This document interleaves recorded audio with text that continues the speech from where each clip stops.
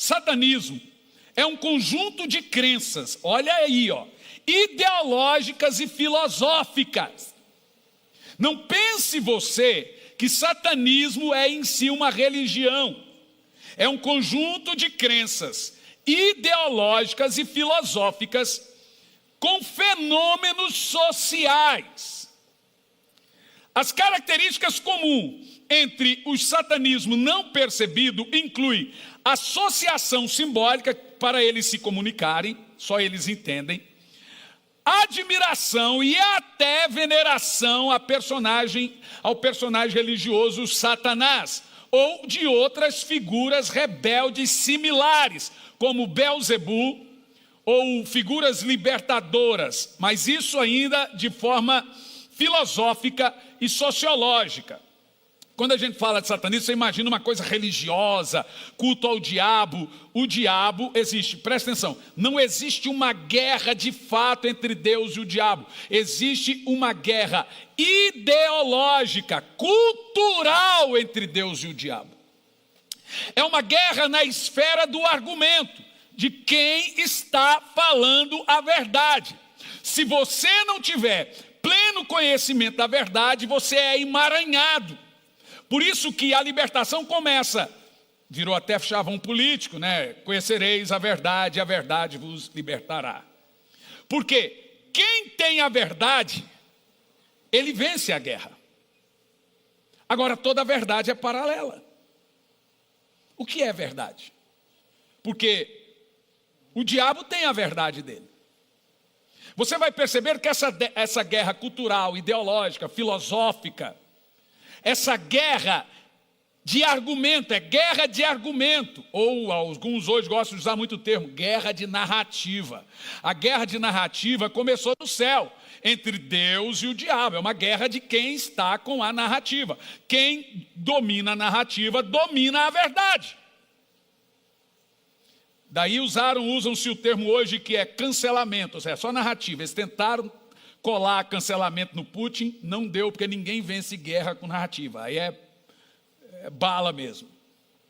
Mas tentaram cancelar o McDonald's. Vamos tirar o McDonald's da Rússia. Não resolveu. Vamos tirar a Nike. Isso é narrativa, cancelamento. Não resolveram cancelar a Rússia. Argumento é a maior arma de uma guerra.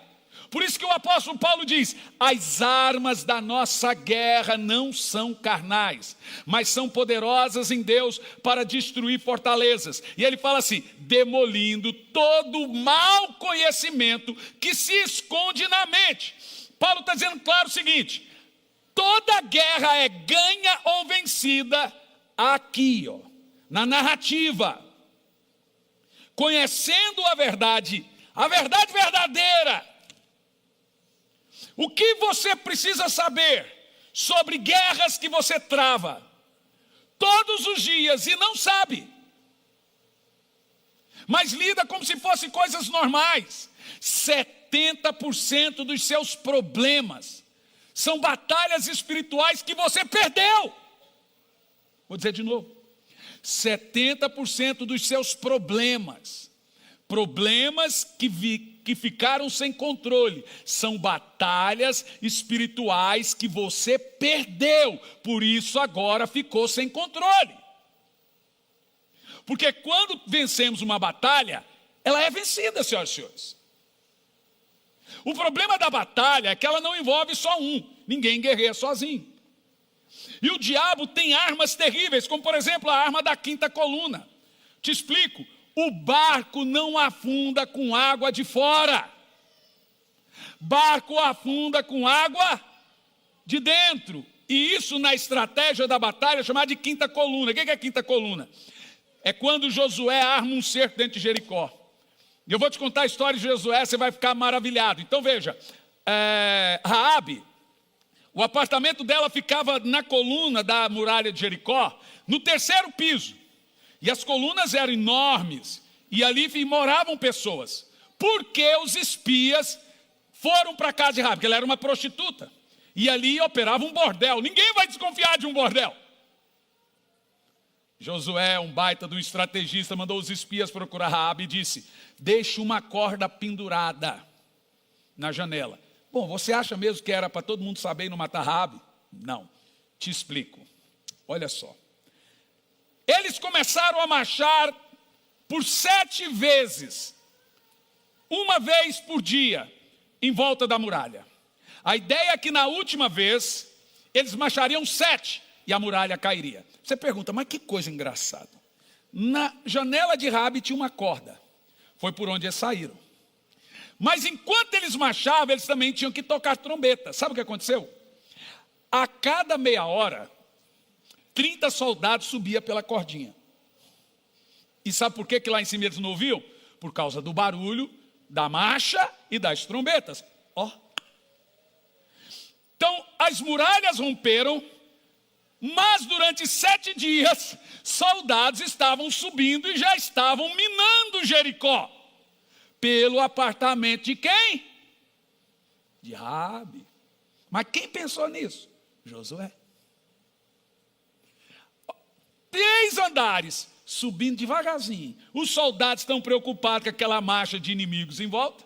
A cidade tinha 800 habitantes, bem pequenininha. Como é que eles iriam lutar contra 8.000 soldados hebreus? Não tinha como. Mas as muralhas eram inderrubáveis. Mas não bastava só as muralhas caírem. Eles também tinham que minar as forças de dentro de Jericó. Se não tivesse Raabe lá, não resolveria muita coisa. Viu só? Você vence guerra quando você tem alguém lá dentro.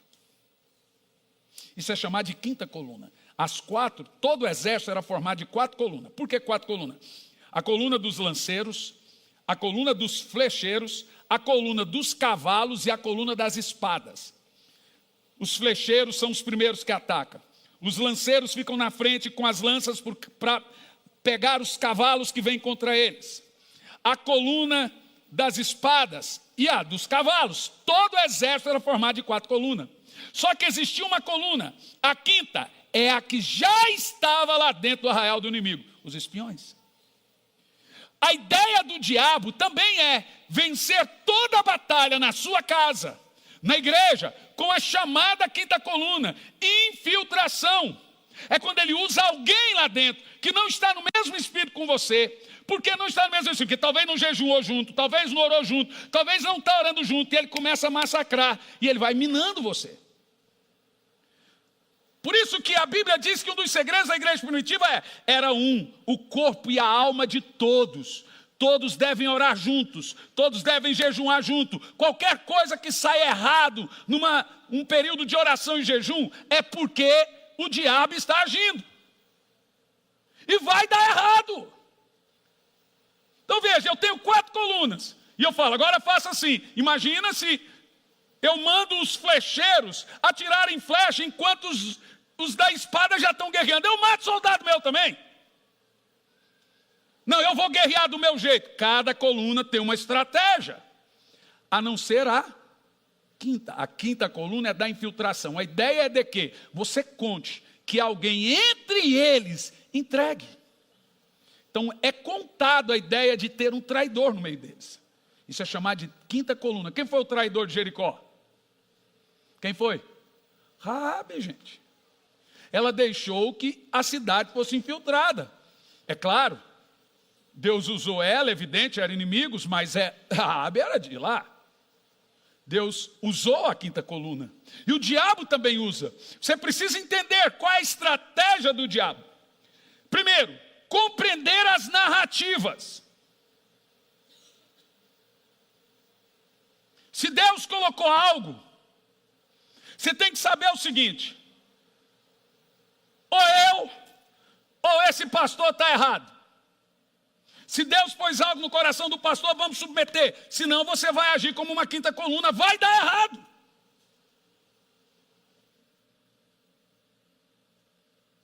Se Deus pôs algo para você agir dentro da sua casa, seu marido, que é o sacerdote do lar, irmã, não fique lutando contra alguém que Deus pôs como sacerdote do lar. Por isso que está dando errado. Você está sendo a quinta coluna dentro da sua casa.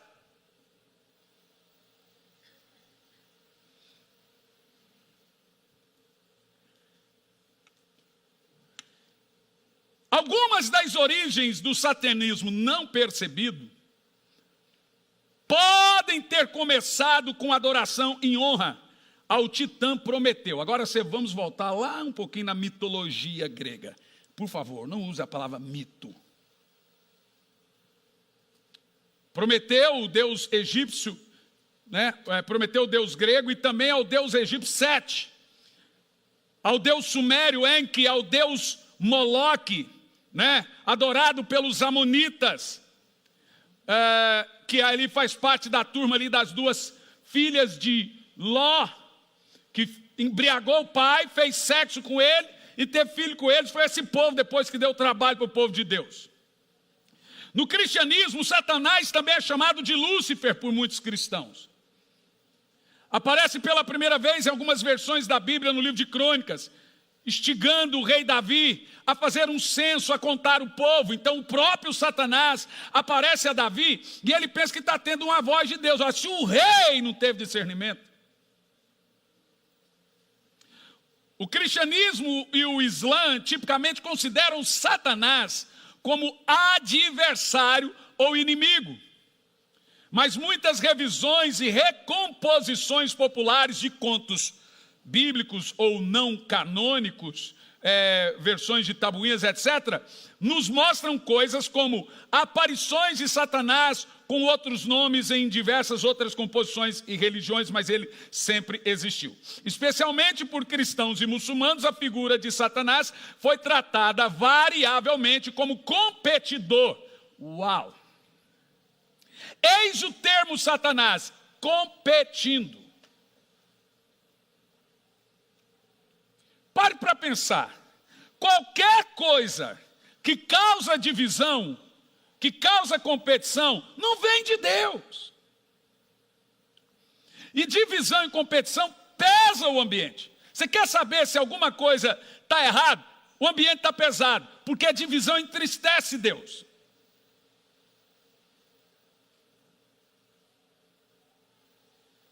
Entristece o Espírito Santo. É obra da carne. E como que você vence isso? Entrando em guerra. Identificando ela. Então, para você ter uma ideia, Satanás é um competidor de Deus, competidor ideológico, cultural. Deus fala A, ele fala B. Tudo que Deus fala que é santo, ele fala que não é. Então, se mulher é mulher e homem é homem, ele vai falar que pode ser os dois. Só por birra. Deixa eu te falar uma coisa, o diabo é um louco. Eu estou acostumado a lidar com espíritos luciferianos há muitos anos. Eu conheço gente que andou comigo, a pastora há anos, que emaranharam em rebelião e estão malucos. Eu tenho uns que estão internados. Lúcifer está louco até hoje. O primeiro espírito que entra em uma rebelião é o de loucura. As pessoas fazem coisas insanas.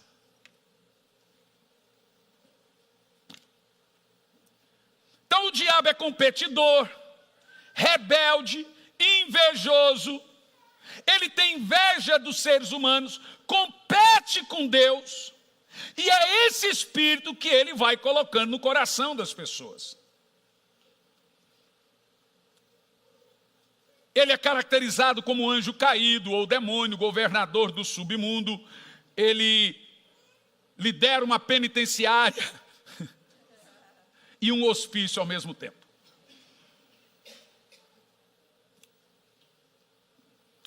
Ele também está no fundo do poço, no fundo do abismo. É esse tipo de gente. Se você tiver com dó, é só levar para casa.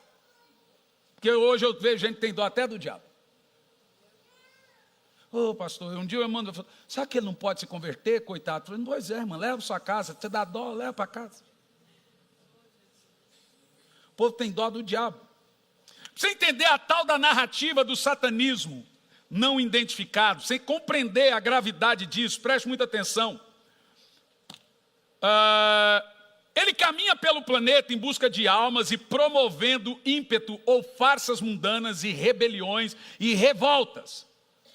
Para você entender, especificamente, você vai ver que o satanismo mais moderno vem no filosoficamente, culturalmente chamado iluminismo, senhoras e senhores, que vem de Levi, Rousseau, Marx, Engels. E a ideia do iluminismo é exatamente essa. Nós somos nossos deuses. Isso é satanismo. A ideia do satanismo não é me ame como Satanás. A ideia do satanismo é o que o diabo, quando Adão caiu, ele não disse me ame, ele disse se ame. A ideia é hedonista, é o homem estar sempre no centro. Seja seu dono, seja seu Deus, é o meu corpo, minhas regras. Isso é satanismo. Você se manda, marido não manda em mulher, pai não manda em filho. Veja, a ideia hedonista que vem do iluminismo. Algumas obras como Paraíso Perdido, obras românticas, descritas e ilustradas ou mostrando o Satanás bíblico como uma alegoria, representando uma crise de fé entre ele e Deus, uma ideia meio injustiçada. Por que eu não posso ter aqui a minha ideia? Irmão, quando você está num lugar que tem regras, você está ali para cumpri-las, não para fazer outras. Se você está numa igreja e você quer fazer regra, abre uma para você. Se você está numa casa e uma casa tem regra, cumpra. Ah, não é justo. Não é justo. Regra. Qualquer lugar que não tem regra é anarquia. Daí vem a Revolução Francesa. A palavra anarquia é isso. Os anárquicos que começaram por causa de 30 centavos o pão, criaram uma máquina no centro de Paris chamada guilhotina, um homem chamado guilhotina, e começou a cortar a cabeça de todos os reis, feudais e príncipes. Depois o próprio guilhotina é morto na guilhotina. Daí surgiu o termo anarquia. Cuidado. Rebelião é uma coisa que nunca vai nascer da bênção, da fé. O que é rebelião? Não obedecer e se rebelar contra aquilo que, veja, toda divisão tem uma causa nobre. Toda rebelião nasce de uma causa nobre.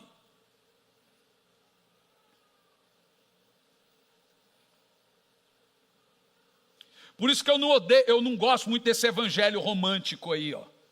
O camarada romantiza evangelho. Não tem nada de romântico numa cruz ensanguentada. Eu vejo é muita crueldade, mas romantizam.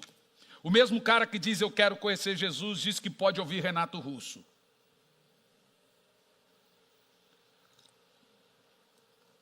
Só quem sabe ler que um pinga é letra.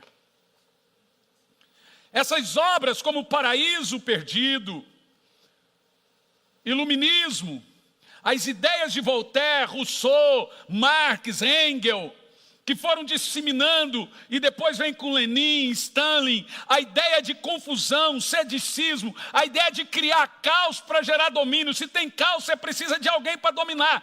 O que aconteceu com a Revolução Francesa? Foi o caos, como é que terminou? Chama um general de 29 anos e destrói a Europa por nome Napoleão. Mas antes teve que vir o caos, viu? Por que tem que ter confusão? Para ter depois dominação.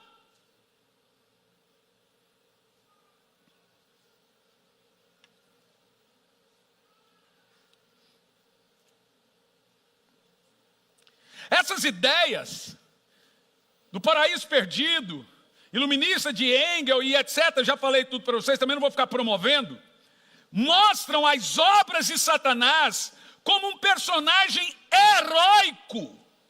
Então você lê Rousseau, Voltaire, Engels, você lê Marx, a ideia do diabo é, não existe diabo.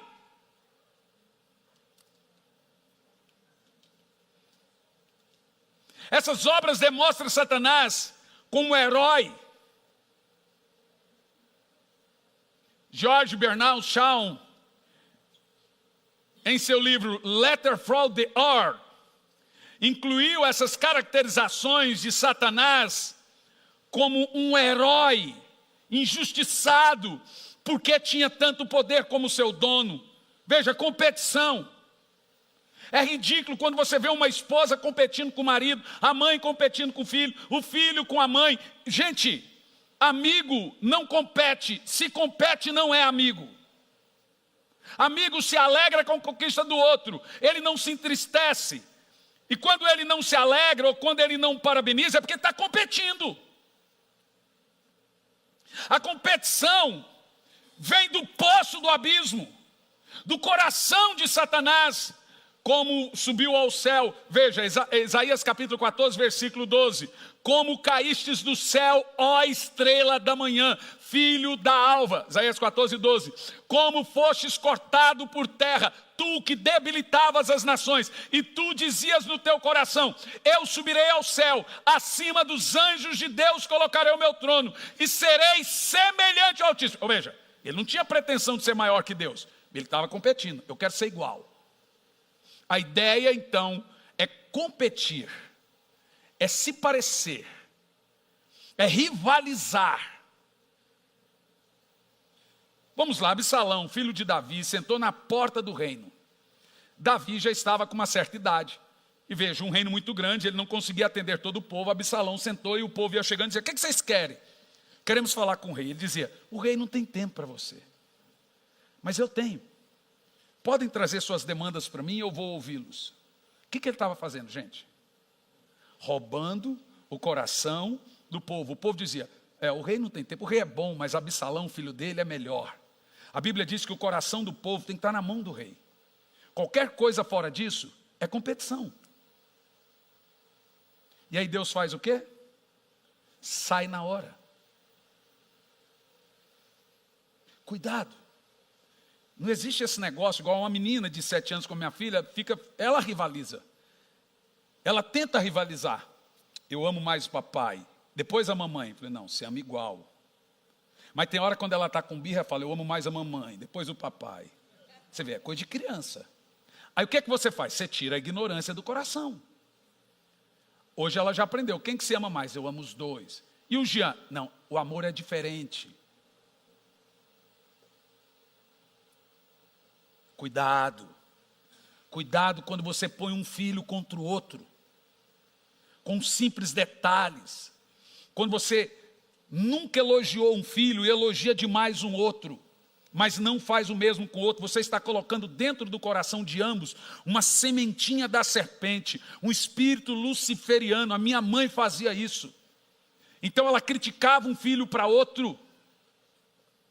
E depois também ela, além de criticar, ela elogiava um e não elogiava o outro, para o outro perceber que ela estava preferindo, gerando competição entre os irmãos. Agora nós somos tudo grandes e não temos relacionamento, porque nunca convivemos, porque a mãe ficava gerando competição.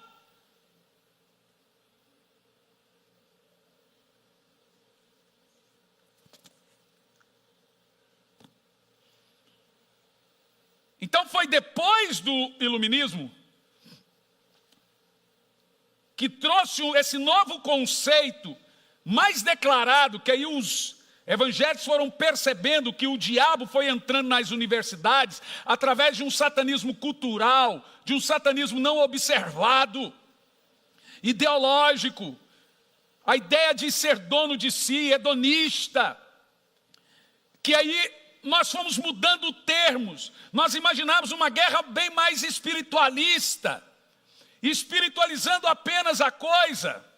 E sim, ainda nós vencemos qualquer guerra em oração. E até as da narrativa são desfeitas quando nós oramos. E sim, eu acredito que ainda que necessitamos de um milagre no dia 30 de outubro, se orarmos como devemos, ele pode acontecer. Porque nós temos muitas vezes na Bíblia ele acontecendo. E a minha mensagem pode parecer que ela vem por isso, mas não tem. Eu quero que você entenda, não tem nenhum cunho político. Nenhum. A origem do termo Satanás ou Satã. Em hebraico, o termo Satanás ou Satã quer dizer adversário, o competidor. E o termo diabo quer dizer o acusador. Jesus disse: eu tenho 12, um de vocês é o diabo. Só 2 vezes ele usa o termo diabo na Bíblia. Um para Satanás e o outro para Judas. Um dos 12 era o diabo. Você consegue lidar com o diabo na sua equipe? Na equipe de Deus tinha o diabo. Na de Jesus tinha o diabo. Então qualquer pessoa acusadora vai e deve e estará fazendo a função de diabo. Um de vocês é o diabo. Então o termo Satanás é o competidor, o adversário, aquele que está competindo comigo. É o espírito de Satanás que compete. E o termo demônio ou diabo é o acusador. Ou seja, a ideia de Satanás na Bíblia é aquele que olha para o lado escuro da lua, aquele que olha para ver qual coração ceivar, e ele vai sutil, de forma ardilosa, com cara de bom.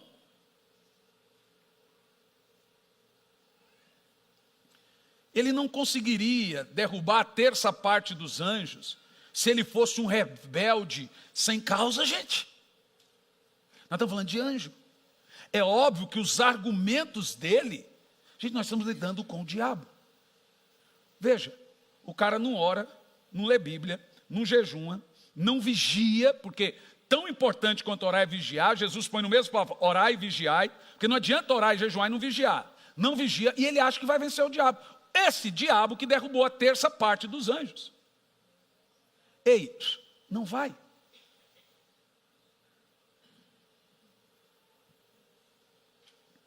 O termo Satan originou-se no judaísmo e se expandiu entre os cristãos e seguidores do islamismo, chegando desse modo a disseminar-se entre as culturas. O termo satanismo foi utilizado pelas religiões abraâmicas, para designar práticas religiosas que considerava estar em oposição a Deus, ao Deus de Abraão. Então o termo satanismo na Bíblia é a ideia de todo aquele que não serve ao Deus de Abraão é satanista.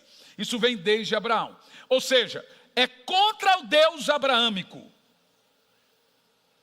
É satanismo, que é o Deus de Abraão. Vamos entender aqui os tipos de satanismo. Quando eu falo de satanismo não identificado. Primeiro, temos o satanismo de Lavey, vem da França. Lavey, popularmente conhecido como satanismo moderno, é uma filosofia fundada em 1966 por Anton Lavey, considerada religiosa por conter dogmas e rituais, embora estes sejam focados em psicodramatizações, com o objetivo de cartazes, por exemplo. Ou veja, não é uma crença. Você já ouviu falar isso da maçonaria? Não é uma crença. Não é uma crença. O diabo odeia a igreja, gente. E até o que se parece. A ideia do diabo é falar assim, não sou diabo. A ideia do diabo é falar assim, não me cultuem. Mas só o fato de você falar assim, não cultuo Deus, você já está cultuando o diabo.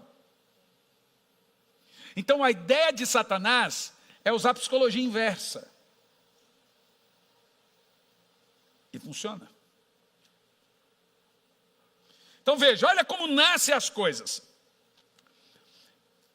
Embora esse satanismo filosófico, não dogmático, suja, com psicodramatizações, aí vem maçonaria, Rosa Cruz e tantas outras coisas, Goetia, bom, tanta coisa, não é uma crença sobrenatural. Não tem manifestações e rituais sobrenaturais, como você imagina. Seus ensinamentos são baseados o que é satanismo? Anotem, senhores. Individualismo, egoísmo, hedonismo, que é a ideia de se amar em nome do seu bem-estar. Você não faz a obra de Deus, em nome do seu bem-estar, você não faz a vontade de Deus, em nome do seu bem-estar. Ou seja, primeiro eu, isso é individualismo, hedonismo, egoísmo, isso é satanismo. E na moralidade do olho por olho, justiça própria. O satanismo é firmado na justiça própria. Isso é justo, isso não é justo, isso é justo, isso não é justo.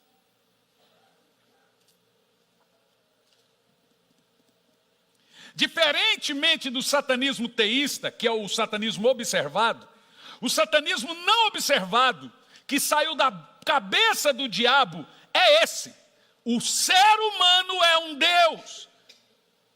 Sua vontade tem que prevalecer. Por quê? A ideia do diabo é que tudo que representa a cruz tem que morrer. Cruz é morte do ego, cruz é morte da carne, cruz é morte da amargura, cruz é morte da rejeição, cruz é morte da autopreservação. Cruz é completamente altruísta. O satanismo é tudo. Não, para que cruz? Que conversa é essa? Você merece isso. Você tem que se vingar. Isso não é justo. Você não sei o quê. Vê? Isso é satanismo, senhoras e senhores. Porque na cruz morre tudo. Por isso que Jesus, quando a Bíblia fala da mensagem da cruz, o que é mais interessante é que a mensagem da cruz não tem uma palavra. Porque a Bíblia diz que essa cruz, Jesus foi para lá e ele não abriu a sua. O que é que isso nos ensina? Que a verdadeira mensagem da cruz é a do silêncio e da justiça de Deus. A cruz mostra, caladinha, simples, que Deus é justo. Como ovelha muda, ele não abriu a sua boca. Qual é a mensagem da cruz? É a mensagem de que justiça própria, autopreservação, hedonismo, excentrismo, ego, é satanismo. É o satanismo original. É o que saiu. Foi assim que ele disse para os anjos. Vocês não estão percebendo? Vocês têm que ter liberdade. Vocês devem ser livres. E ele não deixa vocês serem livres.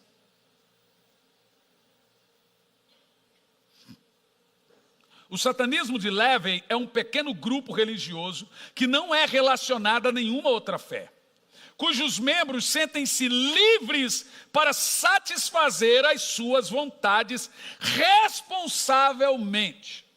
Sexo livre, trisal, ou seja, a moral é aquilo que eu acho que é moral. Bom, senhoras e senhores, veja se não é a cultura moderna hoje. Nós estamos diante de um mundo completamente satanista.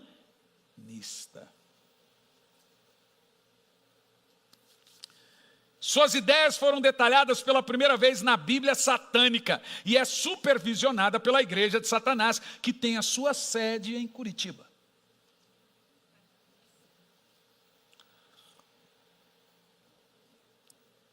Há muitos anos atrás, eu estava ministrando no Centro de Convenções de Curitiba. Não tinha muito tempo que eu estava em Curitiba, mas eu era solteiro ainda, ou noivo. E aquela foi uma noite muito poderosa no Centro de Convenções, devia ter umas 3, 4 mil pessoas, 19 para 20 anos de idade. E o meu apelido em Curitiba era Caça-Fantasma. Por que será? Então, um monte de gente levava a gente para expulsar demônio, ia na casa dos outros, com 19 para 20 anos de idade. Aí estava no Centro de Convenções, foi aquele dia acho que caiu umas 200, 300, 400, sei lá quantas pessoas ficaram endemoniadas. Eu não sabia falar, mas sabia expulsar demônio. E o negócio é o seguinte: se você tiver intimidade com o Espírito Santo e orar, o diabo vai respeitar. E aí eu recebi uma carta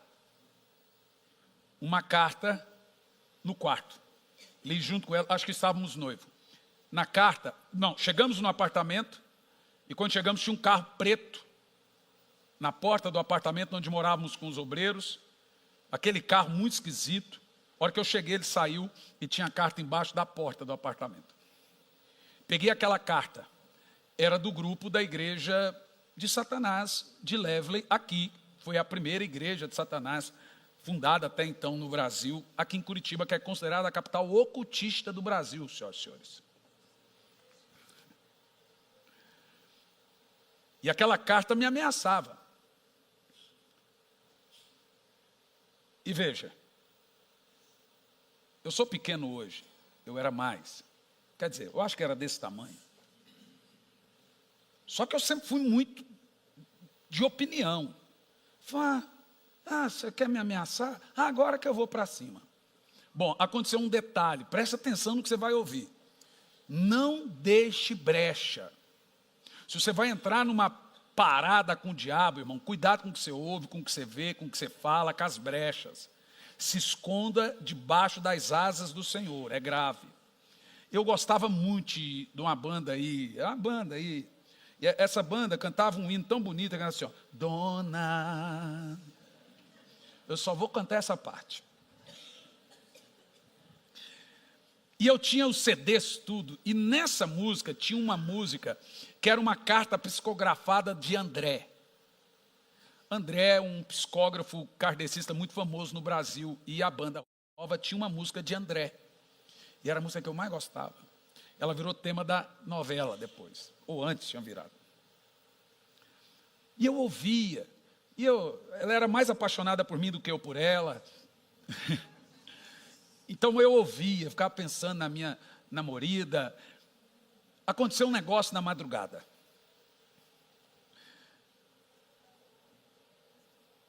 Eu dormia na sala, era um apartamento com vários obreiros, e de repente, aconteceu aquele negócio, você pensar que está acordado, está dormindo, você tenta acordar, você sabe que está acordado, você está dormindo, todo mundo já teve essa experiência.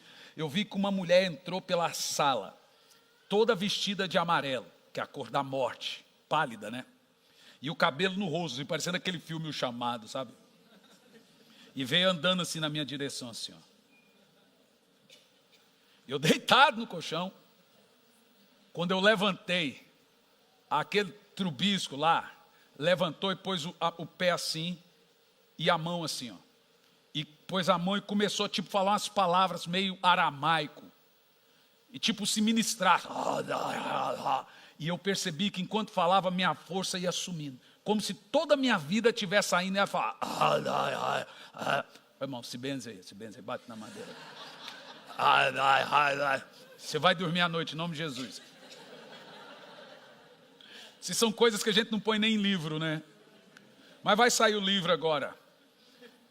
Bom, esses dias nós fomos para onde, Claudinho? Até onde, ouvindo tudo, só 4 horas sobre o demônio. Para Londrina, né? Depois eu vejo o Claudinho voltando e comendo, e ouvindo, e eu dormindo, e ele, e demônio para lá, demônio, você tá bom aí, Claudinho? E ele, comendo Cheetos. Nunca vi comer tanto salgadinho assim. E aí, o bicho assim, lembra do Harry Potter falando com a cobra? Você ri, né? Daquele jeito. Só o bichinho conseguia falar a linguagem da cobra. Não sei se é 1 ou 2. Que coisa isso. E aí, gente, eu percebia que toda a minha energia estava saindo. E ele, tipo, estava sugando. Na hora, a única coisa que veio na minha mente, clame o sangue. E eu tentar.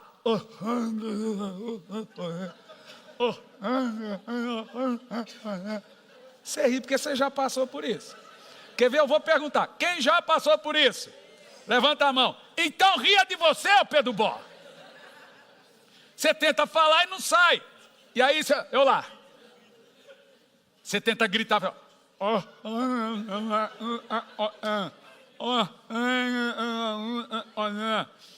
Mas de repente aí eu ia clamando sangue, e a força foi voltando e as palavras iam ficando mais legíveis. O sangue, daqui um pouco, a hora que eu gritei, o sangue de Jesus tem poder. Ela sumiu. Aí ela foi lá na cozinha e veio com uma bucha. Pegou a bucha, gente. Ela entrou no mundo físico e pegou a bucha e jogou em mim. Jogou, pá, pegou no braço. Beleza. No dia seguinte eu fui na casa da minha noiva. Gente, eu estava com uma tipóia. O braço estava desse tamanho. Agora vai explicar para a noiva que foi o diabo. Ela falou, você andou brigando. Eu falei, eu te juro, o diabo apareceu lá em casa, pegou no meu braço, gente, estava a marca da mão assim, ó, desse tamanho. Ficou umas 3 semanas, eu a tipóia, nem conseguia movimentar. Aí eu fiquei em crise. Falei, seu diabo não pode tocar em mim. Onde é que eu errei? E eu fiquei orando. Depois de muito custo eu fui orar. E eu estou de joelho e ficava os meus CDs. Não era só... Tinha Leandro Leonardo, tinha o Christian Ralph. Quem nunca gostou de Christian Ralph? Hã? Zezé de Camargo. Não, irmão goiano. E ali, daqui um pouco eu estou orando e os CDs, eu não tinha os CDs do lado, eu orando e mexendo nos CDs. Que um pouco, pá, a capa branquinha do CD. Quando eu olho, do nada eu olho e vejo o compositor, André. Falei, o sangue de Jesus tem poder. Era uma carta psicografada aquela música. Ou seja, 70% daquele CD foi de uma carta psicografada romantizada de um determinado espírito que deu para o André. E aí o gravou. Aí o Espírito Santo falou assim, está aí a brecha.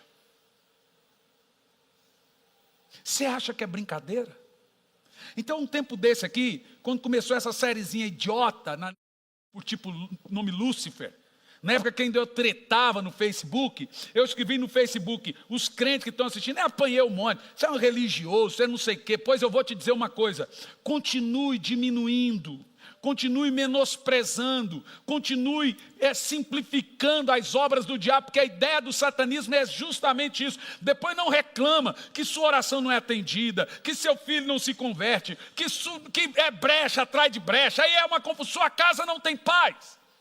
Qual é o segredo de estar debaixo das asas do Senhor? Põe o Salmo 91, que é o salmo de maior guerra que tem e de maior vitória que você vai ter. Mas também não é para ficar com a página amarela, não. Você tem que usar ele como arma. Salmo 91, versículo 1.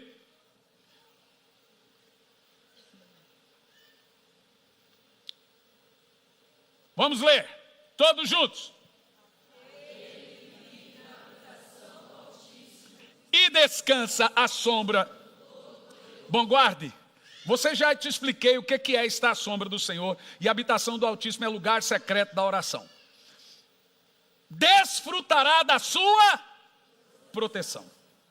Deixe-me te falar uma coisa, ouça bem e leia bem a palavra, descansar. Quem não está, gente, não adianta você ficar, eu vou ali receber um passe, oração de libertação, às quarta-feiras não é um passe, não sou guru. Não sou seu pai de santo gospel. Se você não se posicionar, pelo amor de Deus, eu sofro com o seu sofrimento. Eu sofro quando vejo que sua vida não vai para frente, mas não adianta falar, não se posiciona.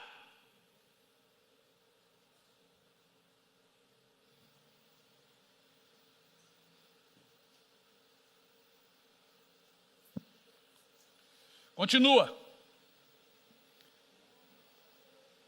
Sobre o Eterno declara, Ele é o meu e minha fortaleza, em meu Deus, em quem deposito a minha confiança. A ideia do texto de Davi é o seguinte, não existe vitória contra o diabo, existe vitória de Deus contra o diabo. Ninguém aqui tem poder para vencer o diabo, ninguém aqui tem autoridade para vencer o diabo, ninguém aqui é forte o suficiente para vencer o diabo, mas debaixo das suas asas, no nome de Jesus, através do sangue de Jesus, na autoridade do nome de Jesus, a gente atinge. Se bebe alguma coisa mortífera, nada lhe fará dano algum, virão por 7 caminhos fugirão, nenhuma maldição virá sobre a terra. A Bíblia diz que sobre a igreja do Senhor não vale encantamento. Essa semana, minha esposa e minha sogra foi visitar a casa de uma irmã, a irmã está aqui. Sabe o que tinha na porta da casa dela?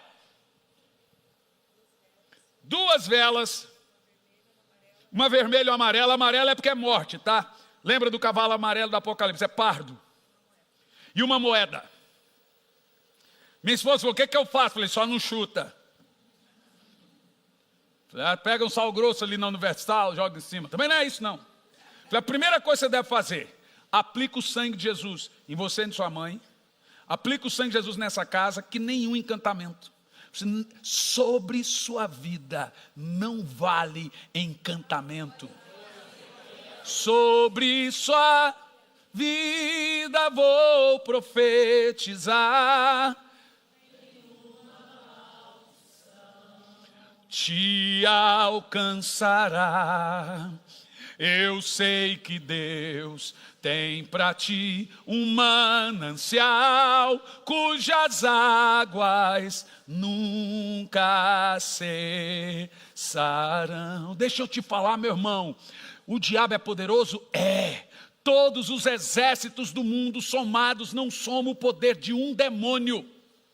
Um demônio sozinho é mais poderoso que todos os exércitos da Alemanha, Estados Unidos, da Rússia.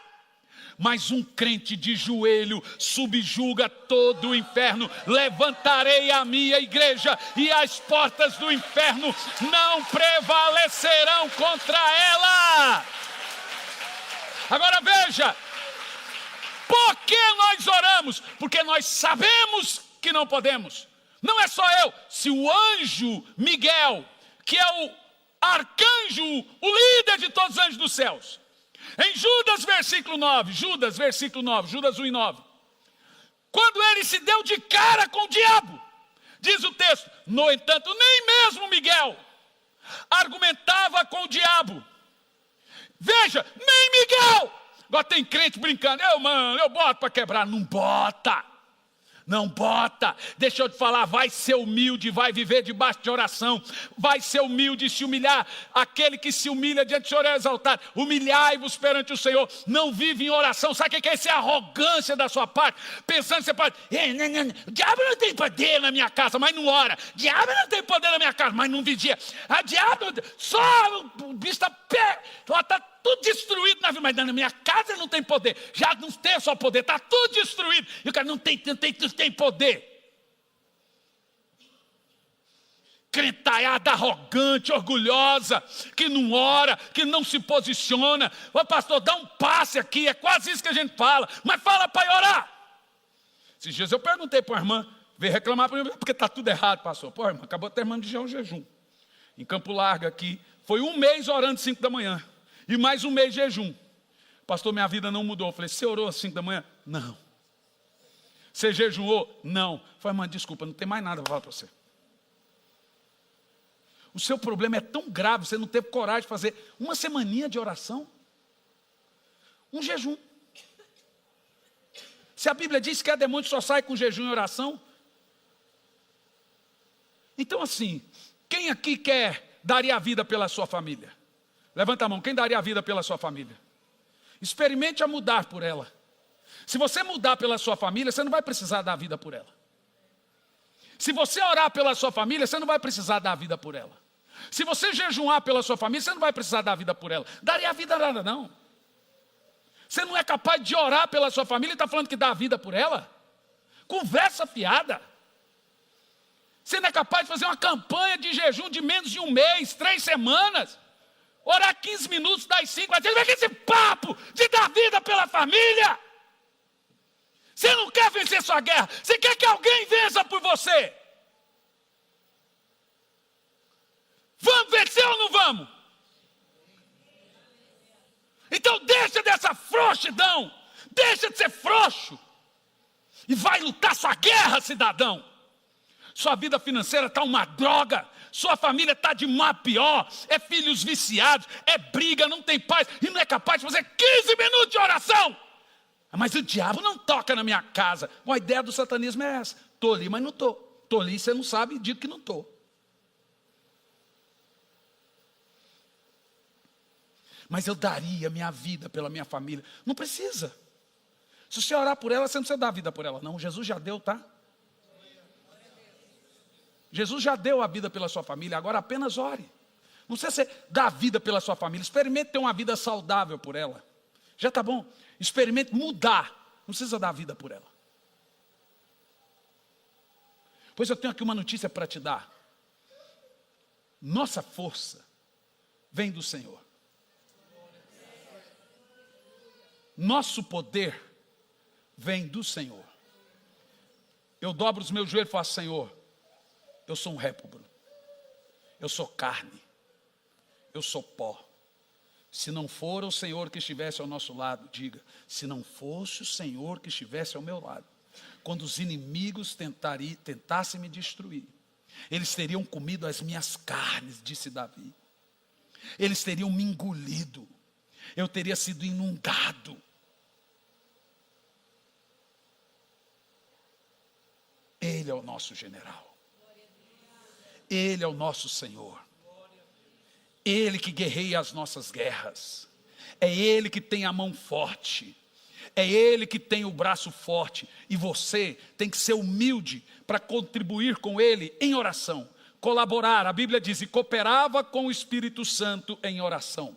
Então deixa eu te falar uma coisa. O anjo foi buscar Pedro na prisão. Diga amém. Mas foi a oração que foi buscar o anjo.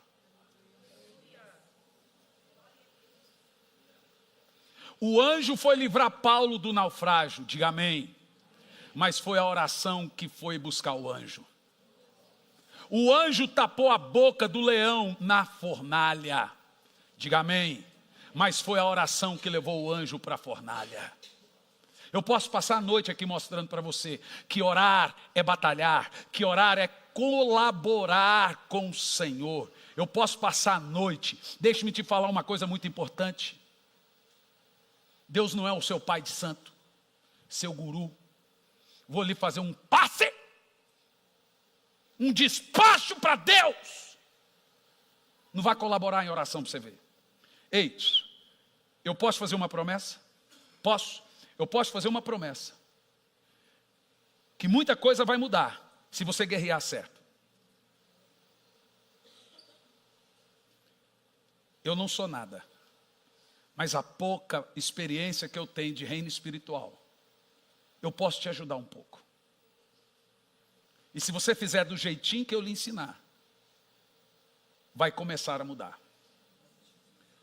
Agora, a primeira coisa é posicionamento. Vai lá. Vai lá. Então o diabo sabe que você fica animado e depois você vai definhando, egrigolando, desanimando. Ele sabe. Então você tem que continuar. A palavra de ordem é resiliência. Não se dobre.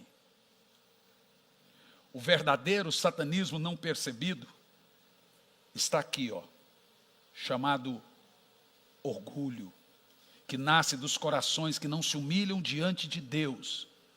Senhor, eu estou aqui, porque realmente eu reconheço que se o Senhor não estiver comigo, eu serei engolido.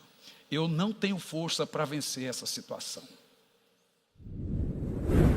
Olá, meus queridos, aqui quem fala é Hernandes Santos, sou pastor, sou professor no Instituto Sabedoria e Graça e é disso que venho falar de você agora. Tem muita gente que tem muita vontade de fazer teologia, de concluir um curso em bacharelado em teologia de 2, 3, 4 anos e etc. Mas é muito difícil. Ainda mais se tratando que você tem que ir lá no curso, disponibilidade de horário e vem as questões de valores. Eu fiz um levantamento por alto dos valores mensais de um curso livre de teologia. Fica na média aí de 500, 600, 700, 800 reais por mês que você paga durante todo o curso. O que nós fizemos? Disponibilizamos uma maneira de você fazer um curso. Eu dou essas aulas no sistema EAD, o curso está todo ele pronto, são 2 anos de disciplina, ou seja, você faz 1 ano e depois tem que fazer uma rematrícula para o próximo ano, no caso 2 anos de disciplina, com conteúdo de bacharel em teologia. Olha o valor que você paga anual no curso, são 2 anos, R$460. Eu já vi gente terminar o curso em 3 meses, 4 meses, etc. Aí você abre a matrícula para o 2º ano do curso. São 2 anos com conteúdo de bacharel em teologia. É R$460 ano, entendeu? Por ano. Gente, R$460 não equipara a parcela mensal de um curso comum livre em teologia. Um curso comum livre em teologia, a média é de 500 para mais por mês. Então você vai fazer R$460 o curso e eu estou dando a aula para você com conteúdo de bacharel em teologia com o sistema EAD. O que é sistema EAD? A gente tira tudo aquilo que é pormenores e vai direto ao ponto. Não tem aula de 1 hora, tem aula de meia hora, tem aula de 15 minutos, tem aula de 20 minutos. Ou seja, tem todas as aulas da teologia sistemática e o certificado chega na sua casa se formando no Instituto Sabedoria e Graça. O que você pode fazer agora? Você vai entrar no site sabedoriaigraca.com, sabedoriaigraca.com, e você vai se inscrever no curso, passa o seu cartão.